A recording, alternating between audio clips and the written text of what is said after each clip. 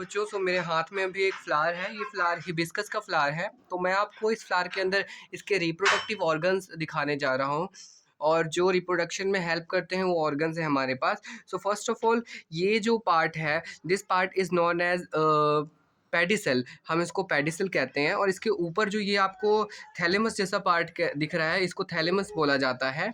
उसके बाद ये आपको जो लीव्स की आउटग्रोथ दिख रही हैं, इन लीव्स की आउटग्रोथ को हम सेपल्स कहते हैं, जो कि बड एज में फ्लावर को प्रोटेक्शन प्रोवाइड करते हैं। नेक्स्ट हमारे पास ये रंगीन पार्ट है, जो कलरफुल पार्ट्स हैं, इनको पेटल्स बोला जाता है, जो कि एक असेसरी ऑर्गन है हमारे सेक्सुअल रिप्रोडक्शन में। उसके बाद let's move to the main part. जो ये पार्ट है, this part is the important part in the reproduction. Here हमारे को दो चीज़ें देखनी है, एक मेल पार्ट और एक नेक्स्ट फीमेल पार्ट है। तो आप यहाँ से देखो, जो आपको ये 4 रेड रेड दिख रहे हैं, 4 एक्चुअली दिस इज़ 5, तो ये 5 रेड पार्ट्स हैं और ये हमारे फीमेल रिप्रोडक्टिव ऑर्गन को कॉन्स्टिट्यूट करते हैं।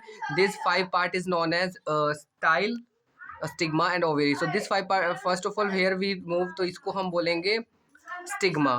उसके नीचे जो भी ये पोर्शन दिख रहा है आपको, दिस इज कॉल्ड स्टाइल, और इसके जस्ट अंदर में होगा हमारा ओवेरी। ठीक है। नेक्स्ट आपको जो ये येलोइश कलर के पार्ट दिख रहे हैं, सो ये हमारे मेल रिप्रोडक्टिव पार्ट हैं जो फीमेल से अटैच्ड हैं।